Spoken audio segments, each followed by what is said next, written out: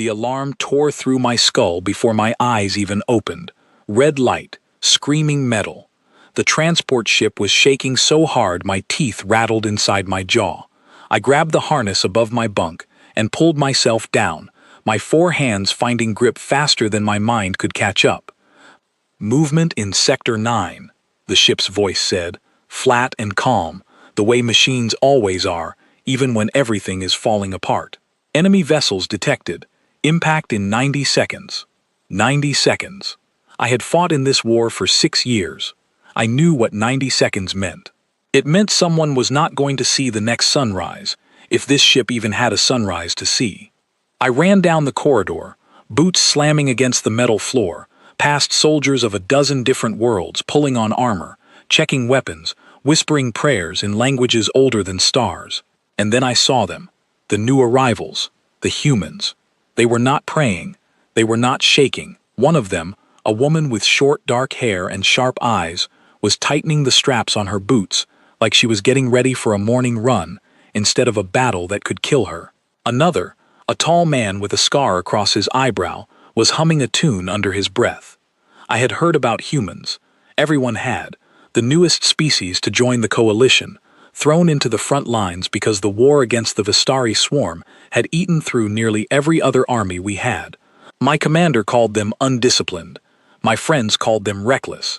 I did not know what to call them yet. I only knew that in 90 seconds we would find out together. The ship rocked again, and the lights flickered. I steadied myself against the wall and looked at the woman with the boots. She caught my eye and smiled. Actually smiled, in the middle of an emergency alert, with the swarm bearing down on us. "First drop?" she asked me, like we were meeting at a gathering instead of a warship. "No," I said. "Sixth." "Well," she said, pulling her helmet over her head, "let's make sure everyone gets a 7th. I did not understand the joke. I still do not think I fully understand it now, even after everything that happened. But something about the way she said it made my hearts, both of them, beat a little steadier.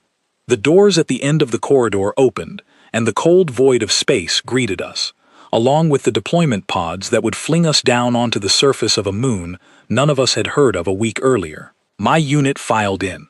The humans filed in beside us, 4 of them assigned to reinforce our badly thinned company. I sat across from the man with the scarred eyebrow. His name, I would later learn, was Nathan Whitfield. Next to him sat the woman from the corridor, Grace Sinclair. Behind them, a younger man named Ryan Barlow kept checking his rifle again and again, not from nerves, I realized later, but from habit, like a craftsman polishing a tool he trusted completely. The pod doors sealed. The countdown began. "You look worried," Grace said to me. "I am always worried before a drop," I admitted. "It keeps me alive." "Good philosophy," she said. "We have one too. Do the job. Come home. Complain about it later." I did not know then how much weight those words would carry by the end of the war. I only knew the pod shuddered, the countdown reached 0, and we were falling. The descent through the atmosphere of that moon was violent and loud. Fire licking against the pod's shell, alarms blaring different warnings in overlapping tones. I gripped the harness and closed my eyes, the way I always did, praying to whatever still listened to prayers in this part of the galaxy. When I opened them again, we had landed, and the doors blew open into a battlefield already burning. The colony below us was small, a mining outpost with maybe 2,000 people living inside protective domes. The swarm had already broken through the outer defense line. I could see the shapes of their scout creatures moving between wrecked vehicles, fast and low, their movements too smooth to be natural, too deliberate to be animal. "Spread out," our unit commander shouted over the comm. "Defend the eastern perimeter. Reinforcements are 2 hours out." 2 hours. I had heard that phrase in every disastrous battle of my career. Reinforcements were always 2 hours out. The battle was always happening now. I expected the humans to hesitate, to look for orders, to freeze the way new recruits from other species often did on their first real battlefield. Instead, Nathan was already moving, directing Ryan toward a collapsed supply building that could serve as cover, calling out distances and angles like he had studied this exact terrain 100 times before, even though none of us had ever set foot on this moon. "Sinclair, take the left flank," he called. "Barlow, watch that ridgeline. If anything comes over it, you see it before it sees us." Grace moved without question, without complaint, settling into a defensive position behind a fallen transport crate with the calm efficiency of someone setting up a picnic. I followed her, more out of curiosity than instruction, and found myself impressed, despite everything I had been told about human recklessness. The first wave of swarm scouts came through the smoke 20 minutes later. They moved like water, flowing between obstacles, using every scrap of cover the wrecked colony offered. My unit opened fire in practiced, coordinated bursts, the kind of disciplined defense we had trained for years to perfect. The humans did something different. Grace waited until the scouts were close, closer than any tactical manual would recommend, and then she moved, using the confusion of the smoke to reposition instead of holding still. Nathan called out fake positions over an open channel, feeding false information to anyone in the swarm's ranks who might be listening, and I realized with a jolt that the swarm sometimes did listen, sometimes did understand more than we gave them credit for. The humans understood that too, and they used it against them. The scouts fell back, disoriented, some of them running directly into ambush points the humans had set without ever announcing they were doing so. It happened so fast, so quietly coordinated, that my own unit was still catching up to what was happening. "How did you know they would retreat that way?" I asked Grace afterward, my voice still shaking slightly from the adrenaline. She shrugged, wiping dust from her visor. "We didn't know. We guessed, and then we made sure our guess came true." That answer unsettled me more than I expected. In my culture, in most cultures across the coalition, war was fought with certainty, with plans built on solid intelligence and careful calculation. Humans, it seemed, fought with something else entirely. They fought with improvisation, with instinct, with a willingness to act first and adjust later, and somehow it worked more often than it should have. The battle for the eastern perimeter lasted 3 more hours, far longer than the 2 hours we had been promised for reinforcements. During that time, I watched the 4 humans operate like a single organism, each of them reading the other's movements without needing to speak, filling gaps in our defense that my own trained soldiers were too slow to notice. At one point, a group of scouts broke through near the colony's food storage, threatening the civilians sheltering inside. Ryan Barlow was the first to notice, and without waiting for orders, he sprinted directly into the path of the breach, drawing their attention toward himself and away from the shelter. It was the kind of move that should have gotten him killed. Instead, Nathan and Grace moved in perfect timing behind him, closing the gap and forcing the scouts back before they could reach the shelter doors. When it was over, when the last of the swarm scouts had retreated back into the smoke and the colony's alarm finally fell silent, I found myself standing next to Nathan, both of us breathing hard, both of us covered in dust and debris.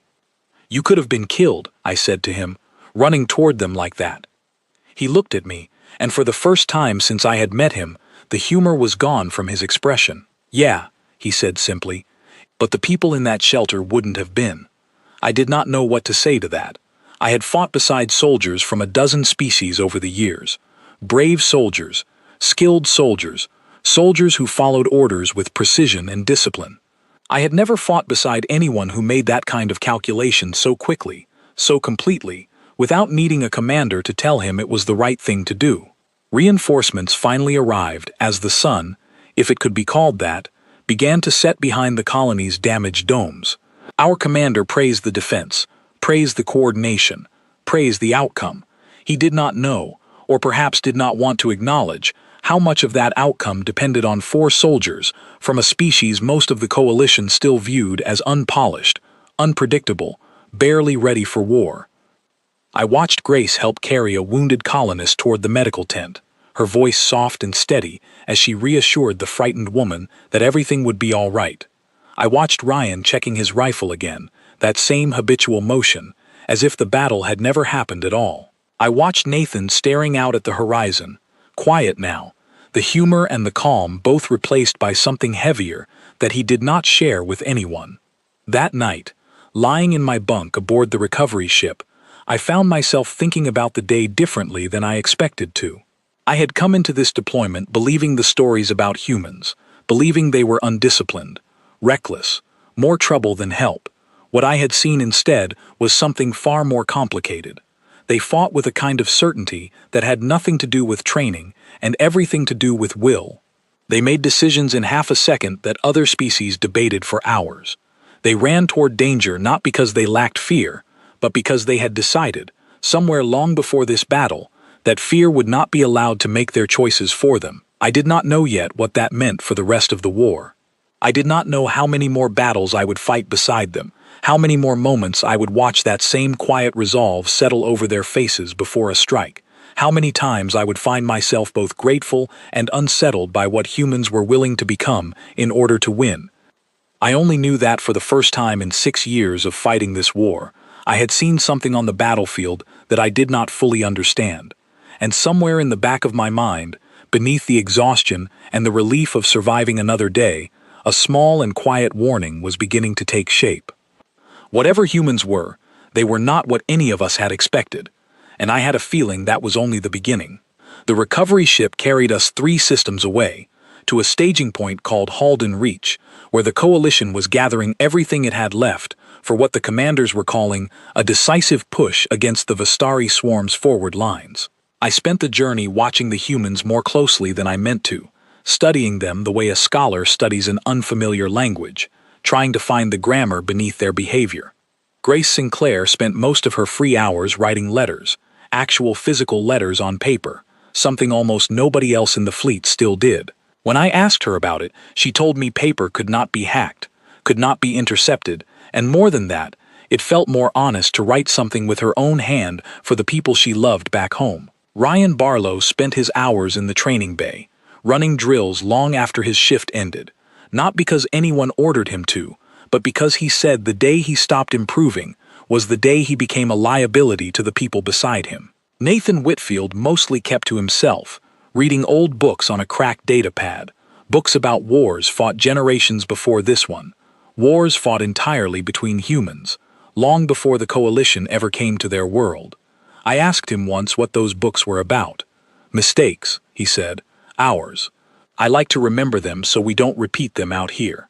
I did not understand the full weight of that answer until much later, but even then, sitting across from him in the dim light of the transport hold, I felt a strange chill settle over me, the first hint of something I would come to know very well before this war was finished.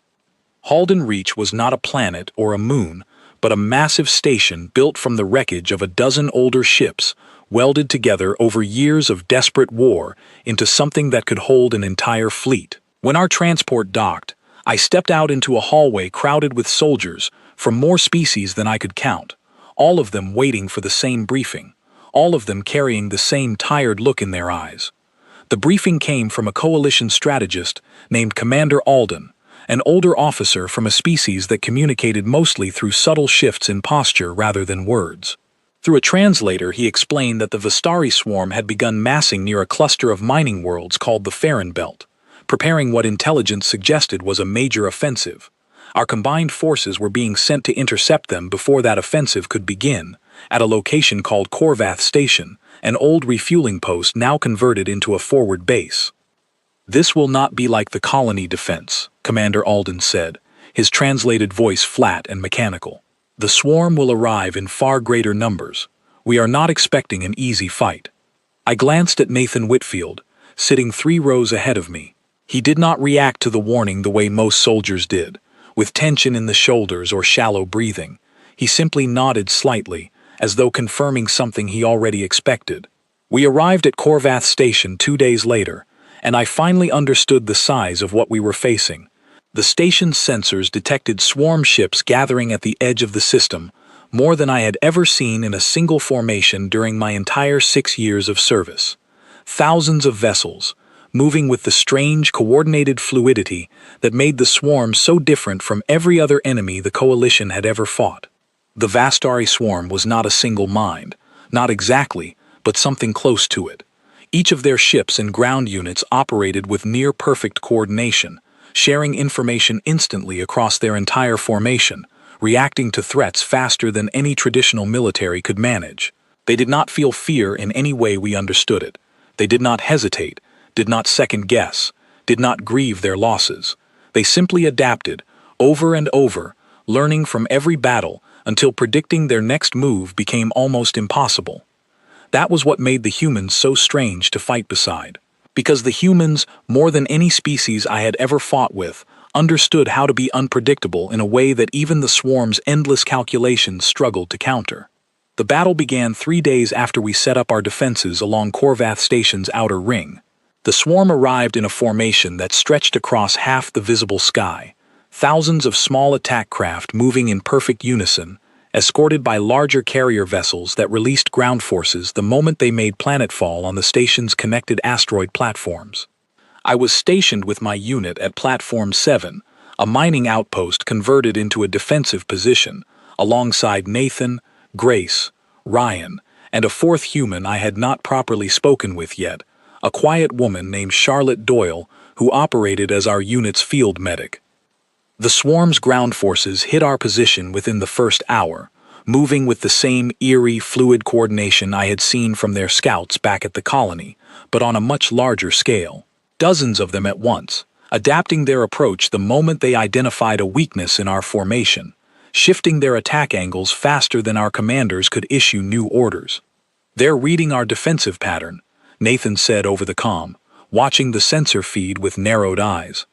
"Every time we hold a line, they probe it, find the gap, and hit it before we can reinforce. Then we stop holding lines," Grace said. It was such a simple statement, but it changed everything about how the battle unfolded. Instead of maintaining a fixed defensive position the way coalition doctrine demanded, the humans began moving constantly, abandoning positions the moment they became predictable, reforming in new configurations every few minutes, forcing the swarm to constantly recalculate instead of exploit a static weakness. It should not have worked. Coalition tactics existed for good reasons, tested over decades of warfare against dozens of different enemies. Constant repositioning left gaps, created confusion, risked units becoming isolated and overwhelmed. And yet, watching the humans execute this shifting, chaotic defense, I began to understand something important. The swarm's greatest strength, its ability to instantly adapt to patterns, became a weakness when there was no pattern to adapt to. Charlotte moved between wounded soldiers throughout the battle, patching injuries with a calm efficiency that reminded me of Grace's steady voice back at the colony shelter. At one point, a swarm ground unit broke through near her position, and instead of retreating, she used a discarded piece of debris as an improvised barrier, buying just enough time for Ryan to arrive and clear the threat. "You could have run," I told her afterward, echoing what I had said to Nathan back at the colony.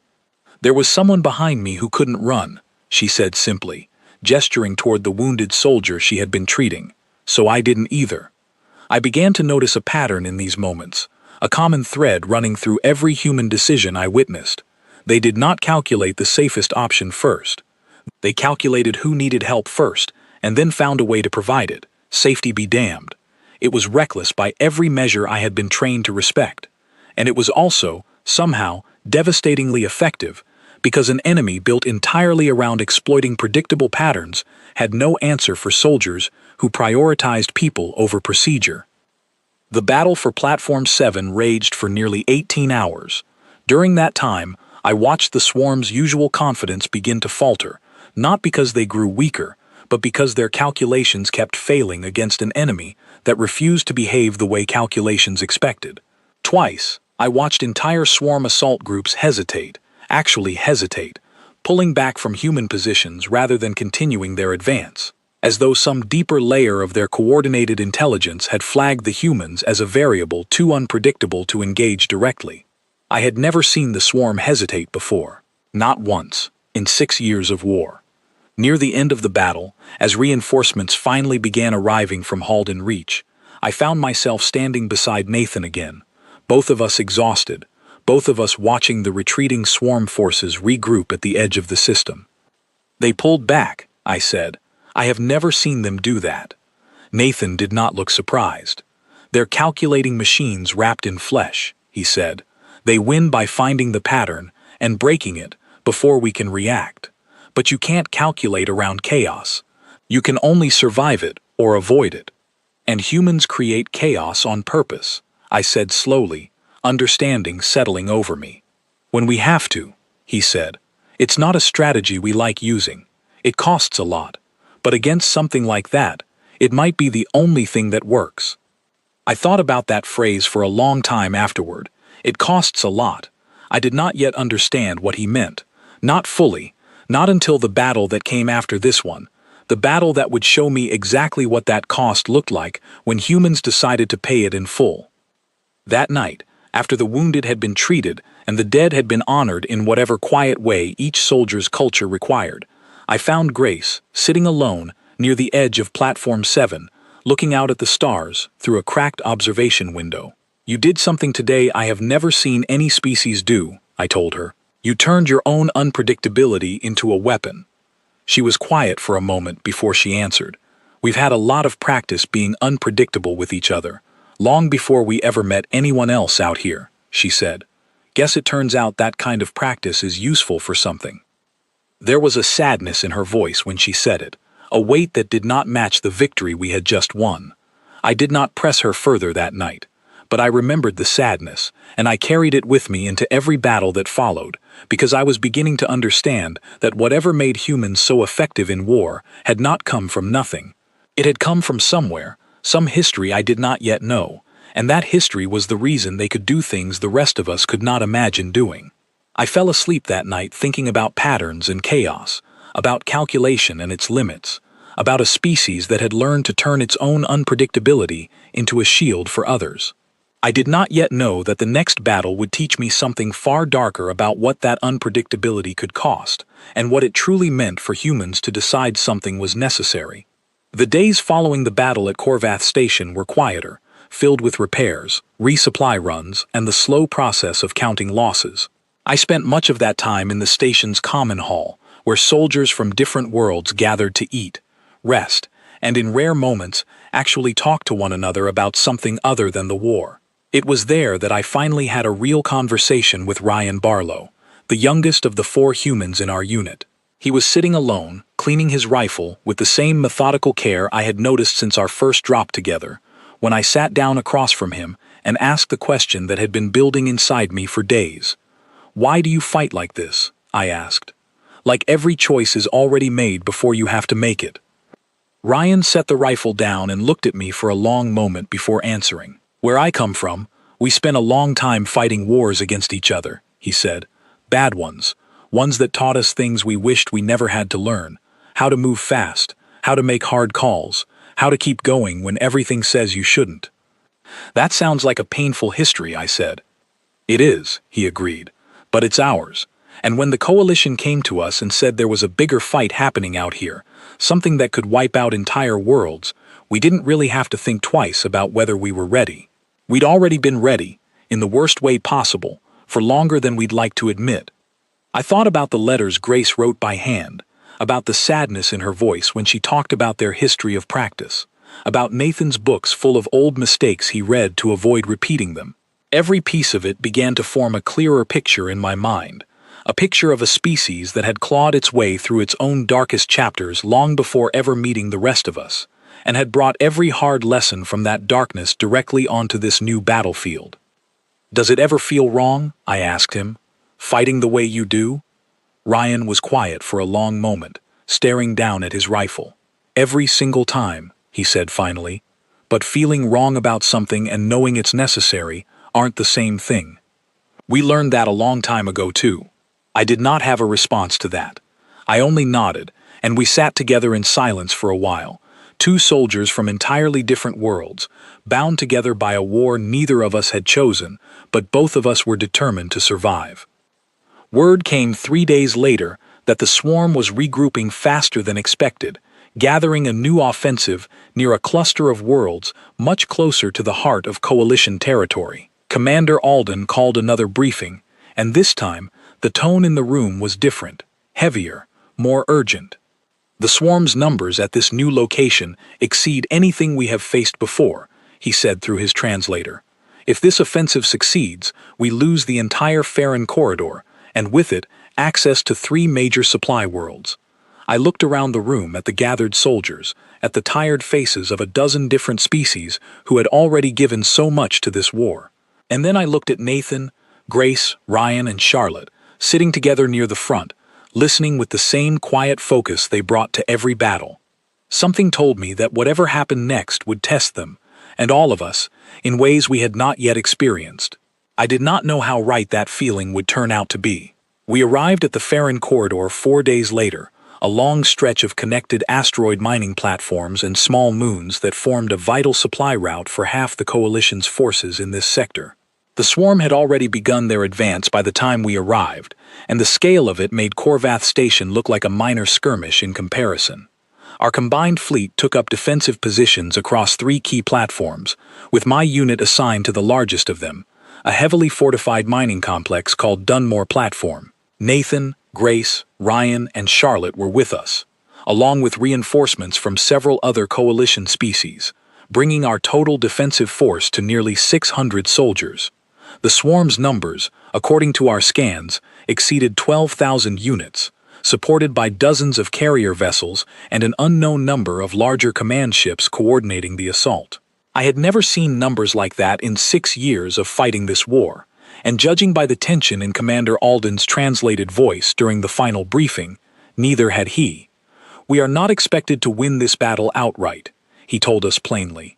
"Our objective is to hold long enough for the civilian evacuation of the 3 supply worlds behind us to complete.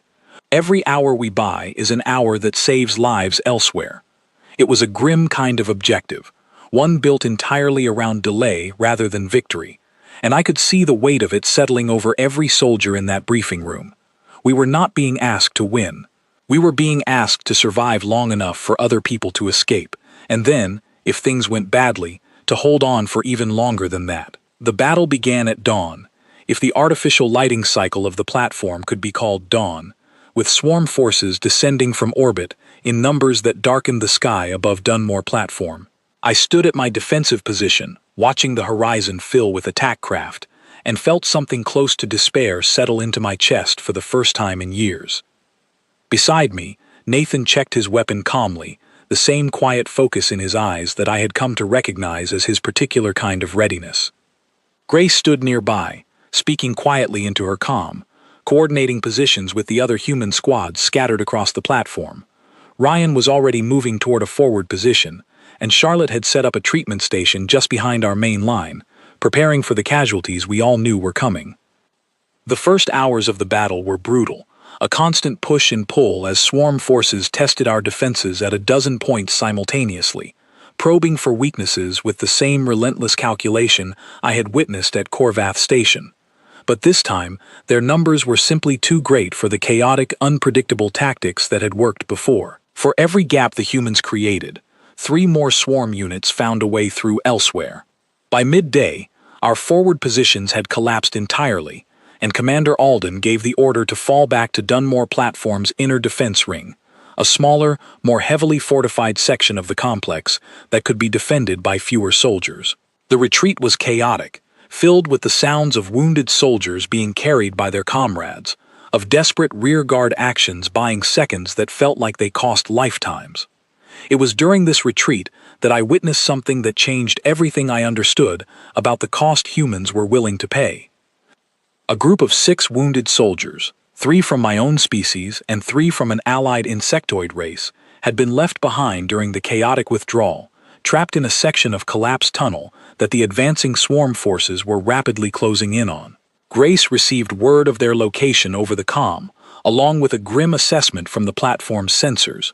The wounded could not be moved in time. The swarm was less than 10 minutes from reaching their position.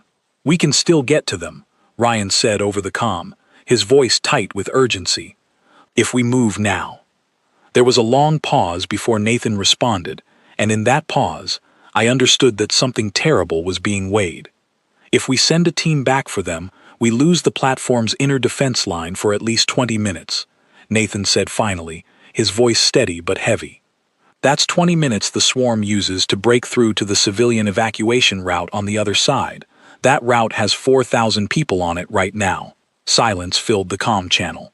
I stood frozen at my position, my heart's pounding, understanding with growing dread exactly what kind of decision was being made in that silence. "There has to be another way," I said, my voice breaking through the channel before I could stop it. "There isn't," Grace said quietly. "Not one that saves everyone." The decision came from Commander Alden a moment later, relayed through the comm in that same flat, translated voice, though I could hear something different underneath it this time. Something almost like grief, being carefully controlled. "The inner defense line holds," he said.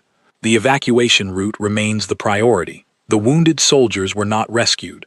I learned later, from a report filed after the battle, that the swarm reached their position 11 minutes after the order was given, and that nothing remained to identify what had happened to them beyond the fact that their signals simply stopped."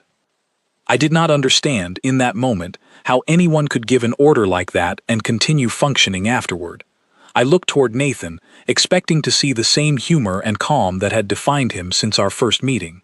Instead, I saw a man standing completely still, his jaw tight, his eyes fixed on nothing at all.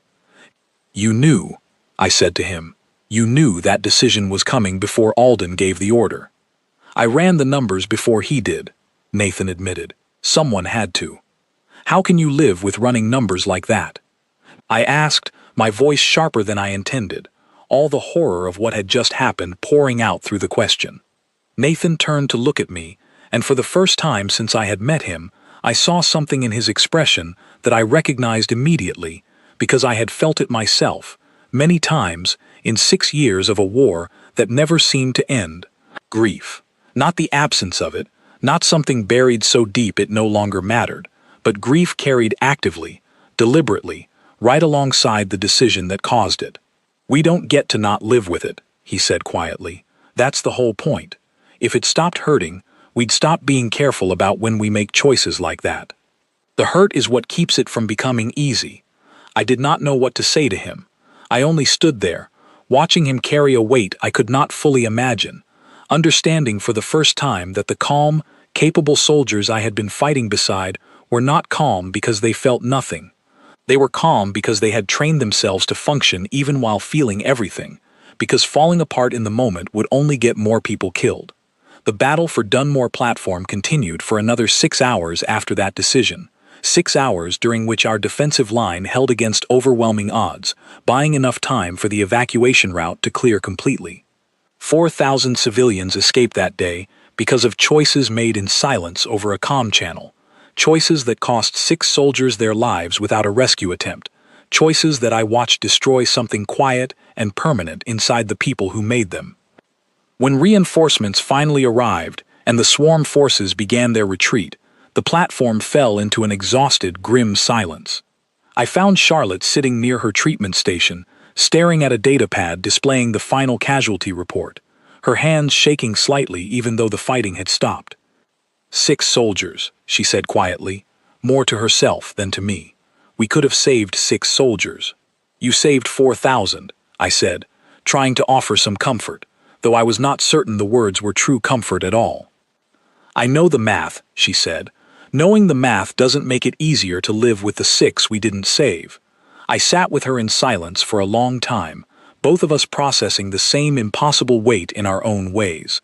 Around us, the platform's medical bay slowly filled with wounded soldiers from a dozen different species, all of them treated with the same careful attention regardless of where they came from, all of them alive because of decisions that had cost other lives to make possible.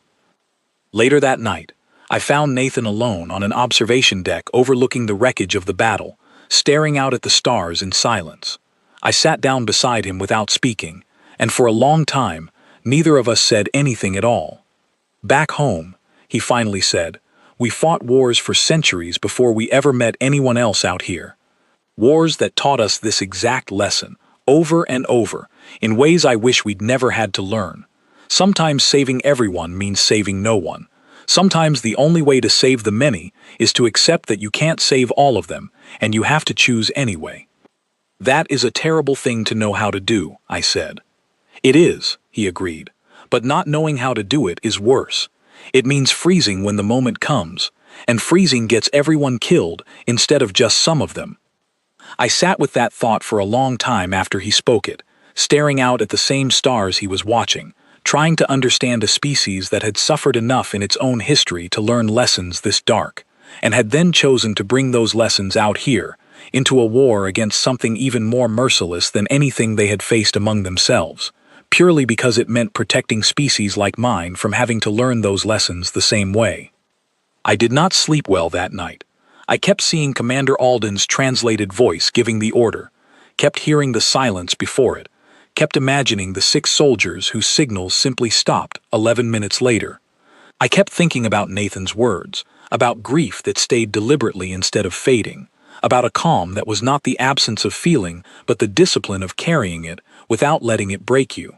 For the first time since meeting the humans, I understood that the unease I felt around them was not about anything monstrous in their nature. It was about the terrible clarity they carried, a clarity built from their own painful history, a clarity that let them make impossible choices quickly enough to matter, and then live with the weight of those choices afterward, without ever pretending the weight was not there. I did not yet know how much heavier that weight would become before this war reached its end.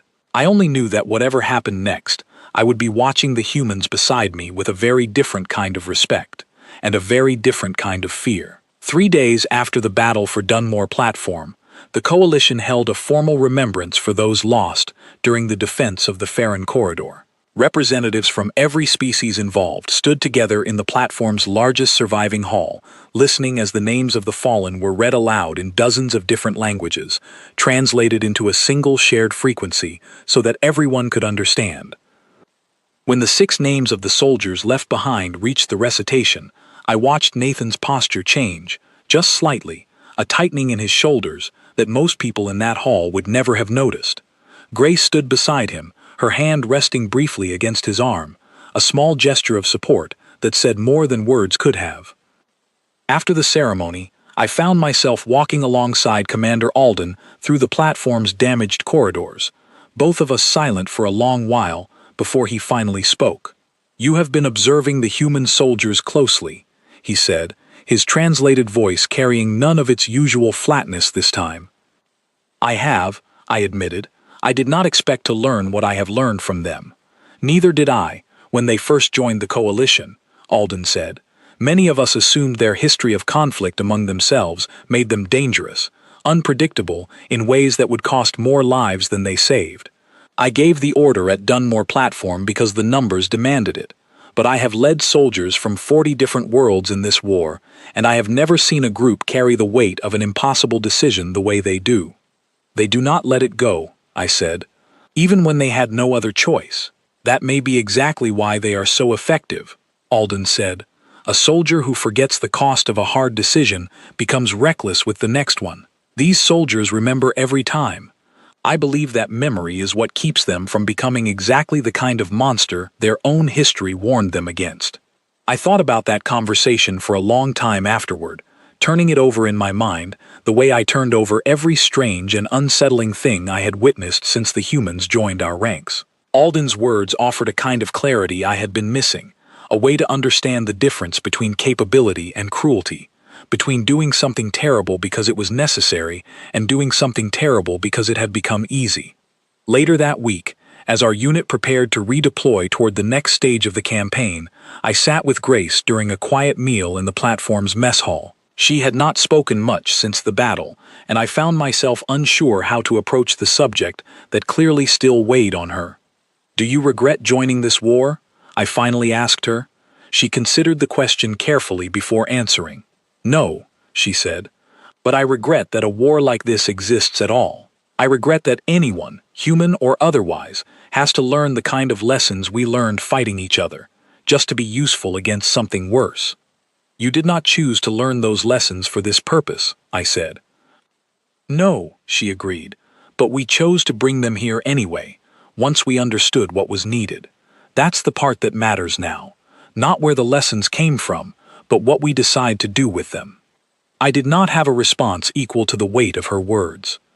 I only nodded, understanding that whatever this war asked of the humans beside me, they had already decided, individually and collectively, that the answer would always be to give it, no matter the personal cost, because the alternative meant leaving worlds like mine, undefended, against an enemy that showed no mercy at all.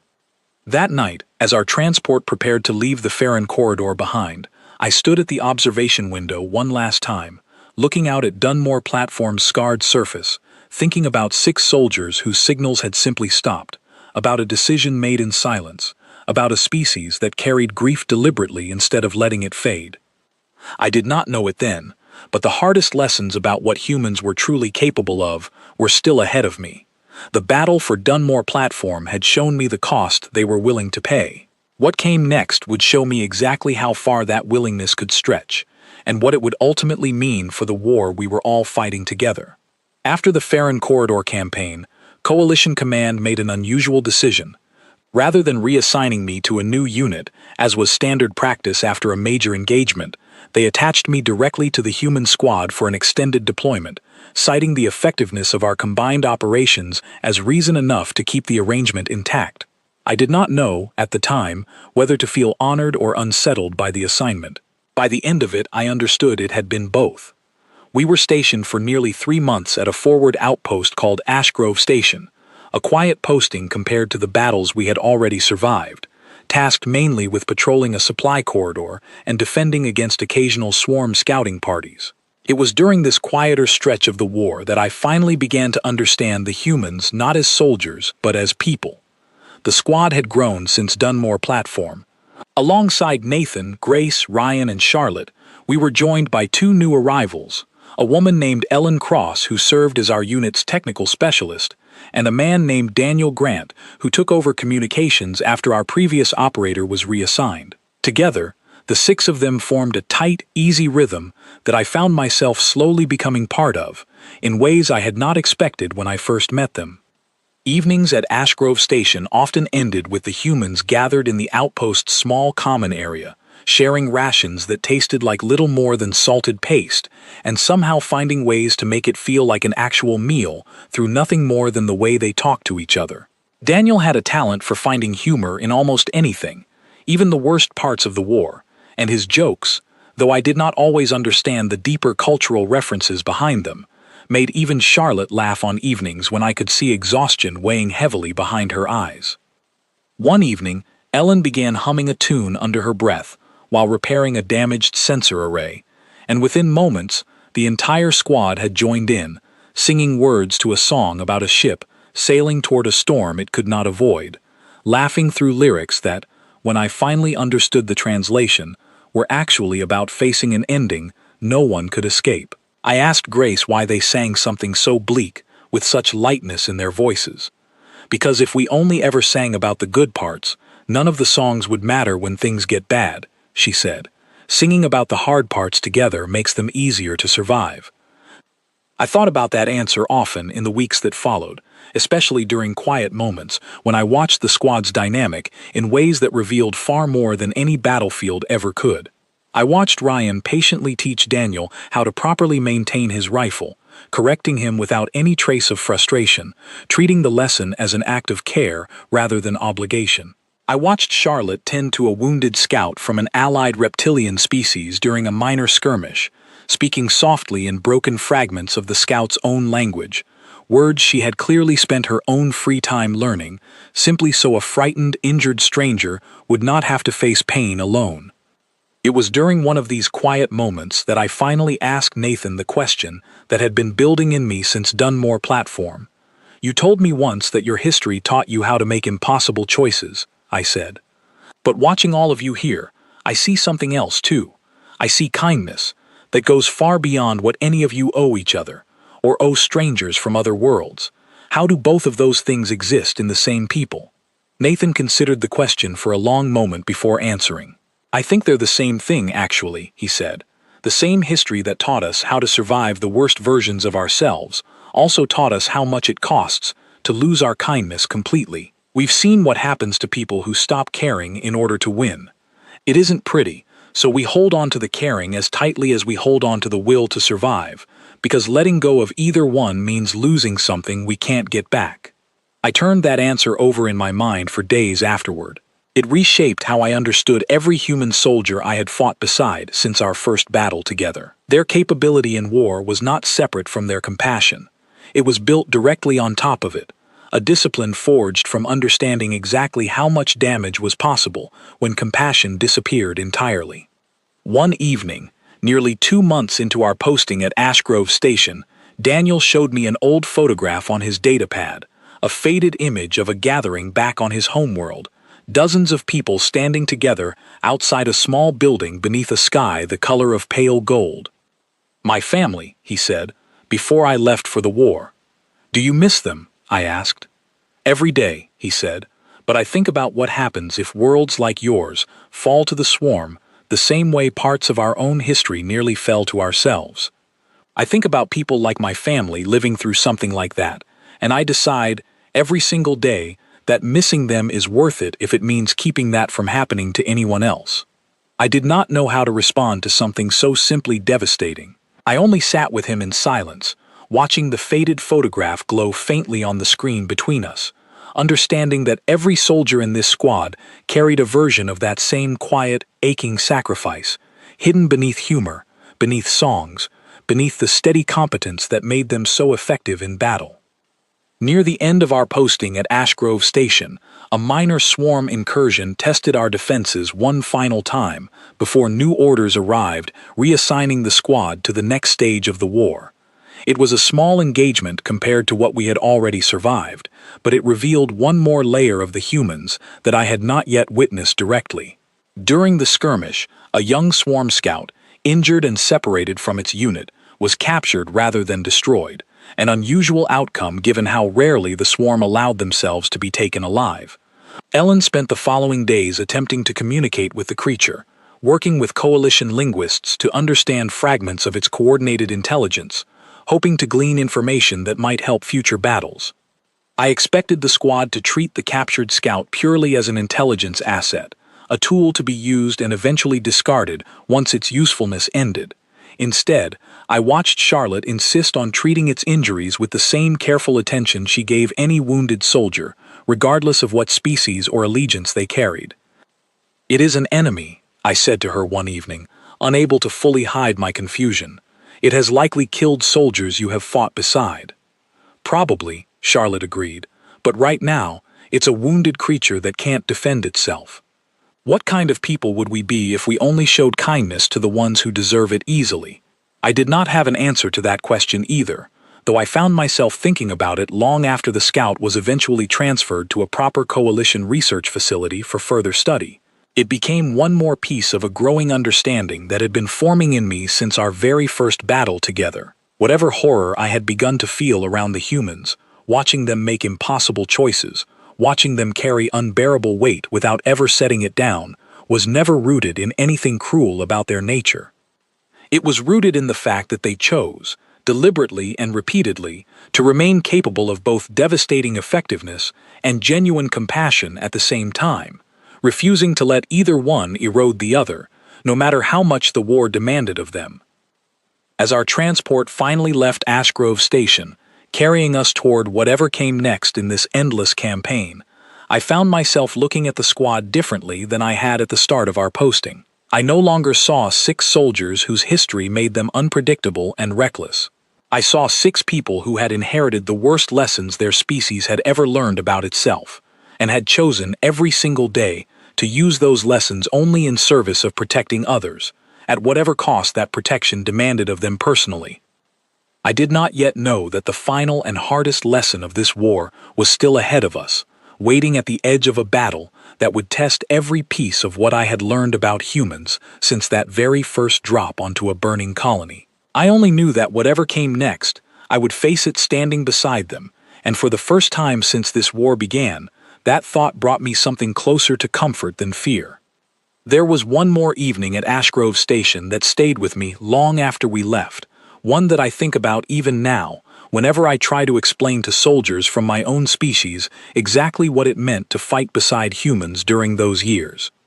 It was a quiet night, the kind that felt almost peaceful despite everything happening across the wider war, and Ryan had suggested we mark the anniversary of a tradition from his homeworld, something he called a fire circle, though no actual fire was involved given the outpost's strict safety regulations.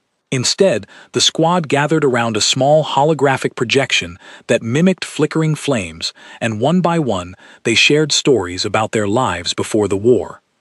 Ellen spoke about growing up near a coastline, learning to repair old machinery from her grandmother, a skill that had eventually led her into engineering work for the Coalition fleet. Daniel told a long, winding story about a childhood mishap involving a neighbor's garden that had the entire squad laughing so hard that Charlotte had to wipe tears from her eyes. Grace shared a quieter memory about learning to write letters from her father, who had told her that words on paper could outlast almost anything, including the person who wrote them. When it came to Nathan's turn, he was quiet for a long moment before speaking. "I had a brother," he said. "He didn't make it through one of our own conflicts. A long time before any of us knew the Coalition existed. I think about him a lot out here. I think he would have understood exactly why we do what we do in this war, even the hardest parts of it." The squad fell into a respectful silence after that, the kind of silence that did not need to be filled with words. I found myself deeply moved by the moment, not because of anything dramatic that happened, but because of how naturally the humans allowed grief and warmth to exist together in the same breath, without one canceling out the other. They asked me, eventually, to share something about my own life before the war, and I found myself telling them about my early years training as a scout on my homeworld, about a mentor who had taught me patience long before the war ever demanded it of me in battle. It was strange, sharing something so personal with soldiers from a species I had once viewed with suspicion, but by that point in our time together, the suspicion had long since faded into something closer to trust. As the evening wound down and the squad began drifting off toward their bunks, Grace lingered behind for a moment, watching the holographic flames flicker one last time before Ellen finally shut off the projection. "You've changed since we first met," she said to me. "Back at the colony, you looked at us like we were something to be managed. Now you look at us like we're just people." "You are just people," I said. "That is what makes everything you do both remarkable and terrifying at the same time." She smiled at that, a tired, genuine smile that carried none of the sharpness from our first meeting aboard the transport ship, months and what felt like several lifetimes ago. "That's probably the most accurate thing anyone said about us this whole war," she said. I carried that conversation with me as our transport finally departed Ashgrove Station, carrying the squad and myself toward the next chapter of a campaign that none of us yet understood would soon reach its most difficult and defining moment. I had learned, over these quiet months, that the horror I felt around humans was never about monstrous intent. It was about witnessing ordinary people choose, again and again, to carry impossible burdens without losing the parts of themselves that made carrying those burdens worthwhile in the first place. I did not know, as our ship pulled away from the station and into the dark expanse between systems, that the final test of everything I had learned was waiting just beyond the horizon, in a battle that would demand more from the humans, and from all of us, than any engagement that had come before it. The final battle of the campaign began without warning, 3 weeks after we left Ashgrove Station, when Coalition sensors detected the largest Vistari swarm formation ever recorded, gathering near a densely populated system called Meridian Hold, home to nearly 2 million civilians across 4 connected worlds. Every available Coalition force, including our squad, was ordered to converge on the system immediately, with orders that made clear this would likely be the decisive engagement of the entire war. I stood in the briefing hall aboard the fleet's central command ship, listening as Commander Alden laid out the grim numbers. The swarm formation numbered over 60,000 vessels, supported by what intelligence suggested were several massive command hives, structures capable of coordinating the swarm's collective intelligence across the entire battle in ways we had never encountered before.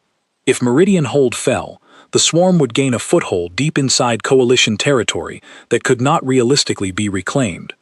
"We cannot win this through conventional defense," Alden admitted, his translated voice carrying none of its usual composure. "Our combined forces are outnumbered more than 4 to 1. We need a strategy that accounts for that reality, or Meridian Hold, and everyone living there, will be lost."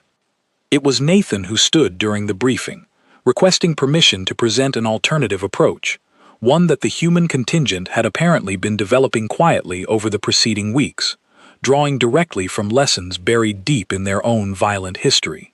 Alden granted him the floor, and I watched as Nathan outlined a plan that made my hearts clench with a mixture of admiration and dread even before he finished explaining it.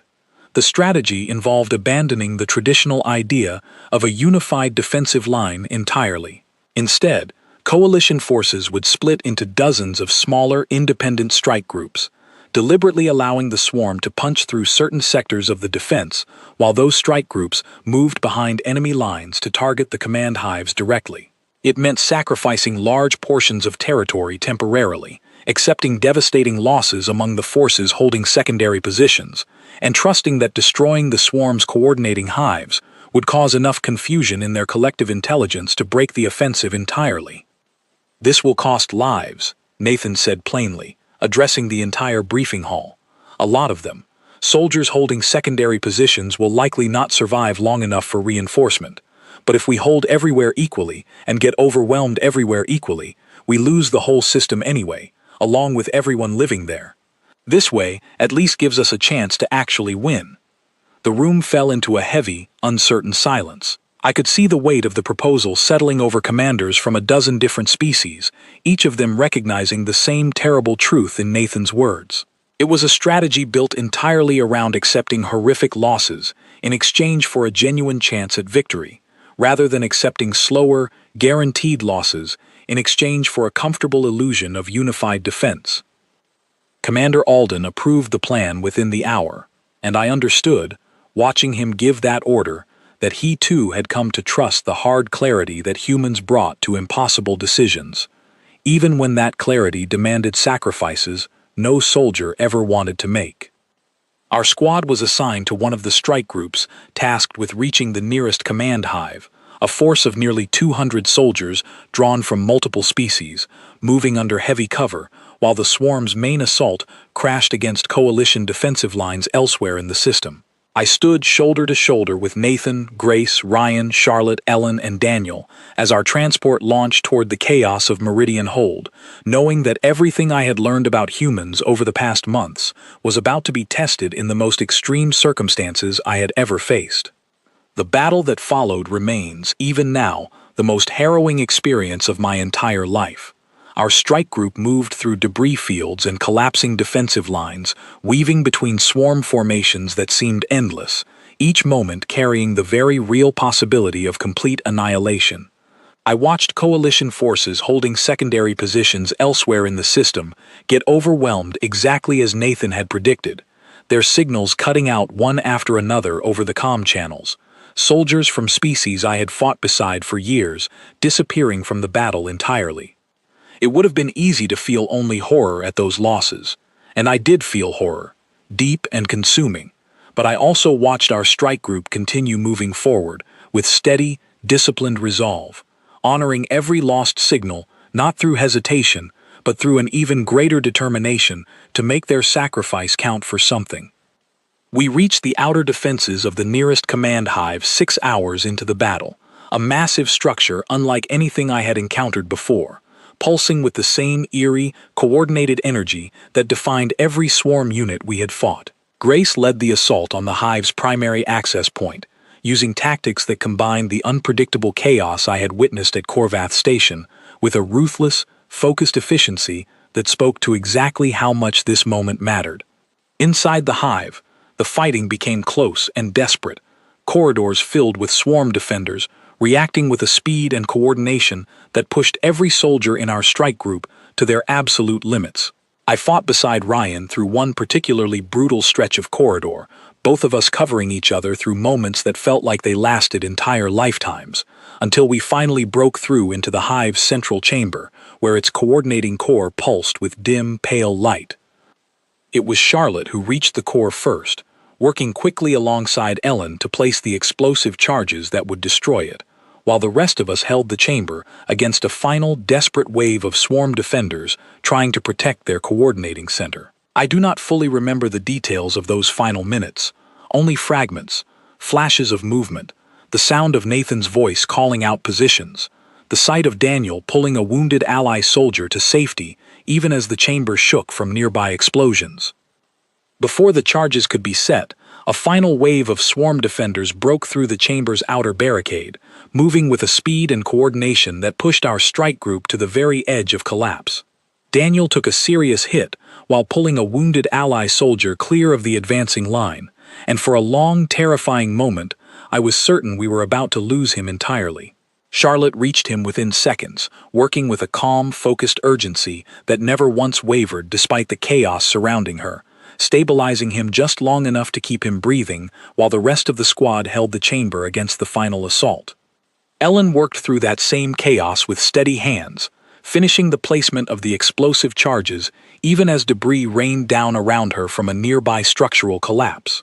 Ryan and Nathan fought side by side at the chamber's entrance, holding the line against swarm defenders that seemed to keep coming no matter how many fell, buying the precious seconds Ellen needed to complete her work.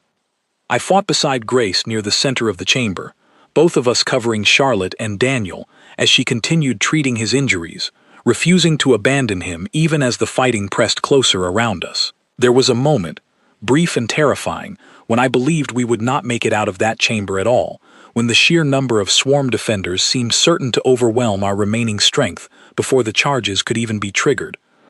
It was Nathan who made the final call, ordering the detonation the instant Ellen signaled it was ready, even though it meant triggering the explosion while we were still dangerously close to the blast radius ourselves. We scrambled toward the chamber's exit as the charges detonated behind us, the force of the explosion throwing all of us forward through the doorway just as the ceiling began collapsing inward. When the dust settled, and I finally managed to pull myself upright, I found the rest of the squad doing the same around me, battered and exhausted but alive. Daniel remained unconscious but breathing steadily, Charlotte's hands still pressed against his wound, her relief evident even through the exhaustion etched across her face. Something shifted immediately across the entire battle. Swarm forces across Meridian Hold, no longer receiving coordinated instructions from their command structure, began faltering, their previously unified assault fracturing into disconnected, confused engagements that coalition forces could finally hold against. We had won, not completely, not without devastating cost, but the swarm's offensive at Meridian Hold had been broken, and the system, along with its 2 million civilians, had been saved. I do not remember much about our journey back to the surface of the platform we had launched from. I remember exhaustion so complete, it felt like a physical weight pressing down on every part of my body. I remember Charlotte treating minor injuries among our strike group with hands that trembled slightly from the adrenaline finally leaving her system. I remember Nathan standing quietly near the edge of our recovery area, staring out at the wreckage of the battle, carrying an expression that mixed relief with a grief so deep it seemed to reach every soldier lost that day. The full casualty reports arrived over the following days, and the numbers were staggering. Nearly half of the coalition forces involved in the battle for Meridian Hold had been lost.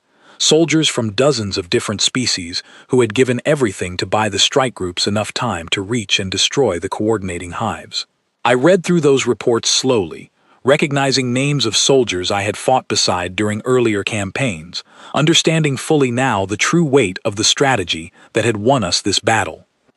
I found Nathan again that evening, sitting alone in the same quiet way he always seemed to find after a devastating fight, staring out at stars that felt somehow different now that Meridian Hold had been saved. "You knew this would happen," I said to him. "You knew exactly how many soldiers this strategy would cost before you ever proposed it." "I did," he said quietly. "That's the part nobody talks about when they call a plan like that brilliant. Somebody has to run those numbers ahead of time, knowing exactly what they're asking people to give up, and then propose it anyway because the alternative costs even more. How do you carry that?" I asked him, the same question I had asked him once before, after Dunmore Platform, though this time the weight behind it felt immeasurably heavier. "The same way we've always carried it," he said, "by refusing to let it become easy, by remembering every single name on that casualty list, and making sure their sacrifice actually meant something, instead of treating it like a number we can just move past." I sat with him in silence for a long time after that, both of us watching the same stars, both of us carrying the weight of a victory that had cost so much to achieve. And it was there, in that quiet moment, that I finally understood the true nature of the horror I had felt since my very first battle beside humans, months and countless losses ago. It had never been horror born from fear that humans were monstrous, or cruel, or dangerous in some fundamental way that threatened the rest of us.